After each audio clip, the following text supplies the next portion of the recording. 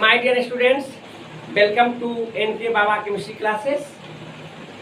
My dear students, मैंने पिछले class में यूनिट सेल के बारे में बताया था और हम यह कहा था कि यूनिट सेल जो होते हैं वह दो प्रकार के होते हैं।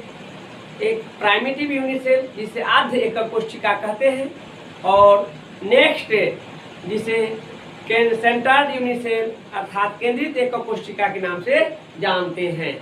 तो प्राइमेटिव यूनिट सेल में जो 7 सिस्टम होता है, 7 तंत्र जो होता था, जो हमने पिछले क्लास में बताया है, उसमें घनीय, द्विसमलंबाक्ष, विषमलंबाक्ष, एकंताक्ष, षटकोणीय, त्रिसमन्ताक्ष, त्रिंताक्ष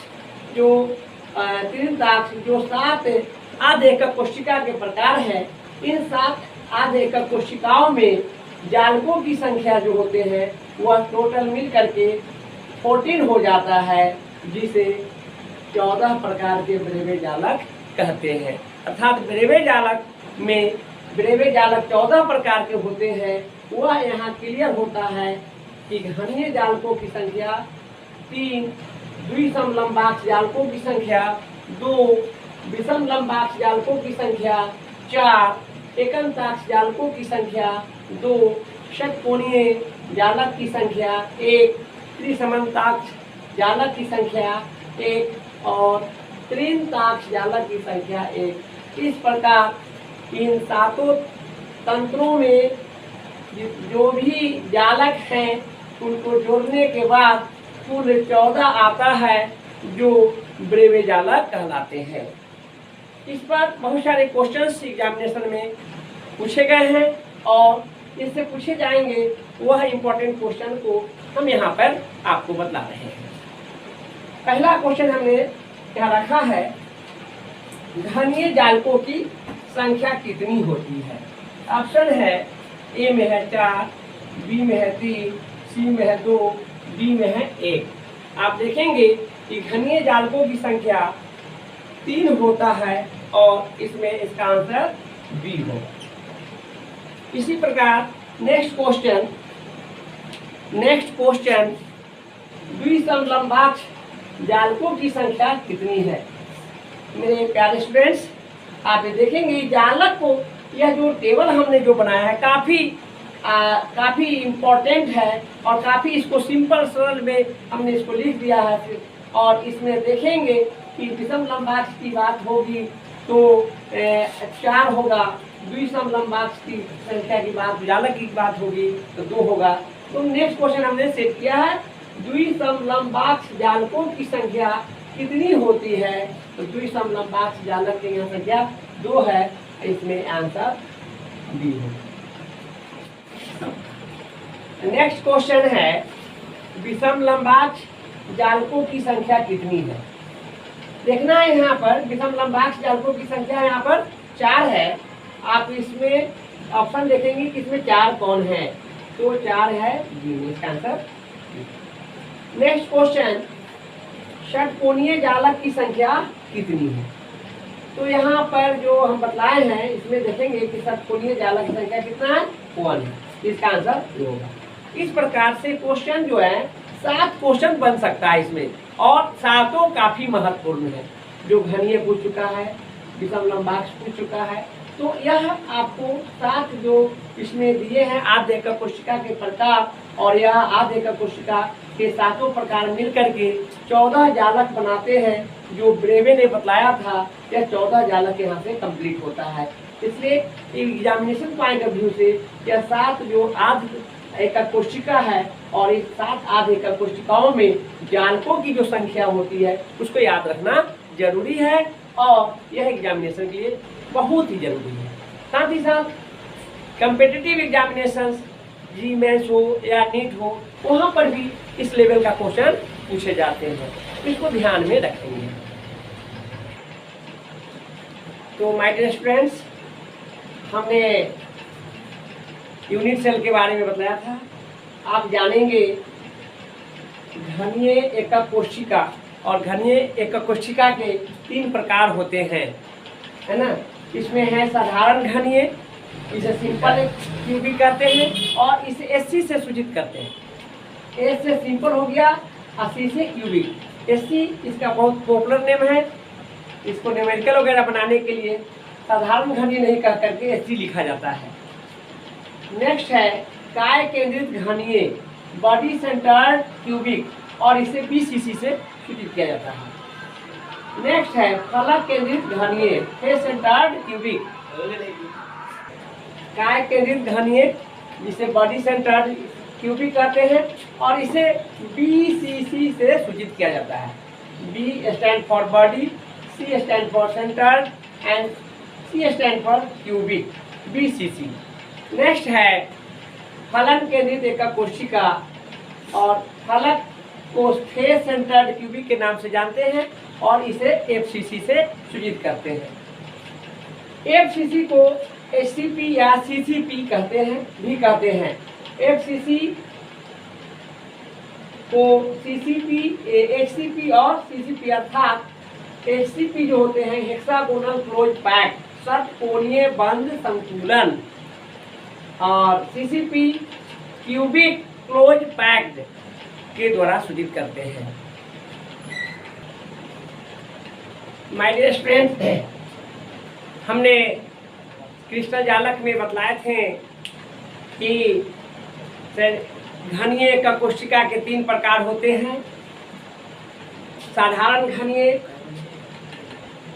काय केंद्रित घनीय और फलक केंद्रित घनीय। काय केंद्रित जिसे सिंपल क्यूबिक एससी से रिप्रेजेंट किए थे, उसके बाद फलक केंद्रित घनीय को एफसीसी से और काय केंद्रित घनीय को बीसीसी से। तो इसमें हम लोग देखेंगे कि एससी, बीसीसी और एफसीसी में परमाणु संख्या, परमाणु त्रिज्या, उप सहसंयोजन संख्या, संकुलन क्षमता, ये कितना कितना होता है। ऐसे तो इसका एक्सप्लेनेशन है बहुत बड़ा है जो एग्जामिनेशन के लिए उपयोगी नहीं है। आप लोगों को ऑब्जेक्टिव क्वेश्चन बनना चाहिए, एग्जामिनेशन में क्वेश्चन बनना चाहिए। कम समय है, शॉर्ट में इसका जनका अच्छा नॉलेज रखने की आवश्यकता है। हम शॉर्ट में यहाँ पर सारे जो भी परमाणु संख्या, परमाणु त्रिज्या या संकुलन क्षमता है, ये सबको हम शॉर्टली और यहाँ पर पूरे टू द पॉइंट यहाँ पर हम आपको बतला रहे हैं। तो एससी में परमाणु की संख्या, परमाणु संख्या को जैसे सूचित करते हैं उसमें 1 होता है। बीसीसी के लिए परमाणु 2 होता है। एफसीसी के लिए परमाणु 4 होता है। हम ये भी बतलाए थे एफसीसी को एचसीपी या सीसीपी कहते हैं, अर्थात एफसीसी के जगह पर एचसीपी भी रहता और परमाणु संख्या की बात होती तो 4 कहते हैं, या सीसीपी की परमाणु संख्या 4 है। इसी प्रकार परमाणु त्रिज्या की बात करते हैं। सिंपल क्यूबिक अर्थात एससी में परमाणु त्रिज्या जो होते हैं R=a/2। बीसीसी में परमाणु त्रिज्या R=√3/4a और एफसीसी में परमाणु त्रिज्या R=a/2√2। यहाँ पर आपको देखना है कि R तो परमाणु त्रिज्या है और A जो होते हैं किनारों की लंबाई होते हैं। यहाँ पर किनारों की लंबाई है और इस फार्मूला पर बीसीसी जो है इस पर कई एक बार एग्जामिनेशन में क्वेश्चन न्यूमेरिकल पूछे गए हैं। तो ध्यान में रखेंगे कि काय केंद्रित घनीय में अर्थात बीसीसी में परमाणु की जो त्रिज्या होती है a/4 होता है और इसे ध्यान में रखना है। इस पर क्वेश्चन 2-3 बार रिपीट किया है, फॉर्मूला है, इसको ध्यान में रखना है। एफसीसी के लिए परमाणु त्रिज्या a/2√2 है। इसी प्रकार एससी में उप सहसंयोजन संख्या, कोऑर्डिनेशन नंबर, जिसे सीएस से सूचित करते हैं और एससी में 6 होते हैं। इसको याद रखने की आवश्यकता है। बीसीसी में उप सहसंयोजन संख्या CN=8, एफसीसी में उप सहसंयोजन संख्या CN=12। ये सब काफी महत्वपूर्ण है, इसको ध्यान में रखना है। एससी में संकुलन क्षमता, पैकिंग इफिशियंसी जो प्रूव करके लाया गया है वो है कितना 52.4। इस ऐसा नहीं सोचना है कि इसका टू द पॉइंट लिखा गया है, क्योंकि इसका कैलकुलेशन बहुत लंबा है और इसको कभी भी एग्जामिनेशन के लिए यह आज तक नहीं पूछा गया और न यह उपयोगी है। लेकिन हाँ, उसकी न्यूमेरिकल वैल्यू की जो बात करते हैं वह काफ़ी उपयोगी है। तो संकुलन क्षमता जो है 52.4 किसमें है, Hc में है। अब यह जानेंगे कि यह पैकिंग है, तो अनपैक्ड जो होगा, रिक्त स्थान जो होगा, 100 में से 52.2 घटा देंगे, 52.4 घटा देंगे, जो बचेगा इसका खाली जगह मिलेंगे। इस बीसीसी में संकुलन क्षमता बंद जो होते हैं, संकुलन क्षमता की बात करते हैं, वह पीई बराबर 68% है। तो रिक्त जो होंगे 100 में से 68 घटा देंगे तो 32 होगा। इसी प्रकार एचसीपी या सीसीपी या एफसीसी या एचसीपी या सीसीपी में संकुलन क्षमता जो होते हैं वह 74% होते हैं। और इसमें रिक्त की बात करते हैं तो 100 में से 74 घटा देंगे तो 26 आता है। तो यह भी रिक्त स्थान पर भी क्वेश्चन पूछे गए हैं। इसलिए आप जो भी परमाणु संख्या की बात करें या परमाणु त्रिज्या की बात करें या उप संख्या की बात करें या संकुलन क्षमता की बात करें, यह काफ़ी है, इससे ज़्यादा कुछ नहीं है। और यहाँ से पर रेडियस जो होते हैं त्रिज्या, वहाँ से न्यूमेरिकल क्वेश्चन पूछे गए हैं, बाकी सब ऑब्जेक्टिव के रूप में रहता है और इसे याद करने की आवश्यकता है। तो स्टूडेंट्स, हमने atomic number, atomic radius, coordination number, packing efficiency, जो क्लोज बंद पैकिंग एफिशिएंसी होते हैं, और रिक्त पैकिंग एफिशिएंसी की बात हमने किया था। लेकिन इसको एक टेबल में हम इसको रिप्रेजेंट किए हैं। एक तरफ है परमाणु संख्या, परमाणु त्रिज्या, उप संख्या, बंद संकुलन क्षमता और रिक्त संकुलन क्षमता। एक तरफ है एससी, बीसीसी, एफसीसी। एफसीसी को एचसीपी और सीसीपी भी कहते हैं। साधारण घनीय, उसके बाद है काय केंद्रित घनीय, फलक केंद्रित घनीय या हेक्सागोनल क्लोज पैक, षटकोणीय बंद संकुलन और क्लोज क्यूबिक पैक, ये होते हैं। तो एससी में परमाणु संख्या 1 होंगे, बीसीसी में 2 होंगे और एफसीसी में 4 होंगे। परमाणु त्रिज्या एक फॉर्मूला है, एससी के लिए a/2, बीसीसी के लिए √3/4a, एफसीसी के लिए a/2√2। कोऑर्डिनेशन नंबर, उप सनिवेश संख्या, ये काफ़ी इंपॉर्टेंट है। एससी में आपको 6 होता है, बीसीसी में 8 होता है, एफसीसी में 12 होता है। बंद संकुलन क्षमता यह 52.4% होते हैं, बीसीसी के लिए 68% है और एफसीसी के लिए 74%। रिक्त संकुलन क्षमता की बात करेंगे तो क्या करना है कि 100 में से बंद संकुलन क्षमता को घटा देना है। एससी में 52.4 था तो क्या करेंगे, 100 में से 52.4 घटाएंगे तो 47.6% आएगा, जो रिक्त भाग होता है संकुलन क्षमता का। दूसरी बात देखेंगे बीसीसी के लिए। बीसीसी के लिए बंद संकुलन क्षमता 68% है। इसको रिक्त संकुलन क्षमता की बात करते हैं तो 100 में से बंद संकुलन क्षमता को घटाया गया है, तो 100 में से 68 को घटा देंगे तो 32 आएंगे। और इसी प्रकार एफसीसी या एचसीपी या सीसीपी की बात करते हैं तो 100 में से 74 घटा देंगे 26 आएगा। ये एग्जामिनेशन में पूछा गया है।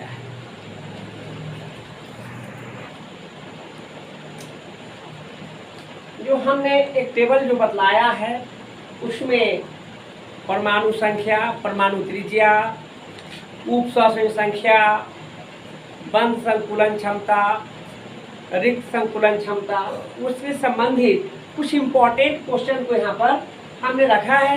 यह काफ़ी एग्जामिनेशन के लिए इम्पोर्टेंट है। आप यह देखेंगे कि काय केंद्रित घनीय में कितने परमाणु होते हैं। काय केंद्रित के लिए हम परमाणु संख्या 2 बतलाए थे और इसका आंसर होगा बी। इसी प्रकार सीसीपी, सीसीपी जिसे एचसीपी और एफसीसी कहते हैं, और एफसीसी के लिए परमाणु जो होते हैं वह 4 होता है। तो यहाँ पर FCC के जगह पर CCP रखा गया है, HCP भी रखा जा सकता था, तो क्वेश्चन घुमाएगा।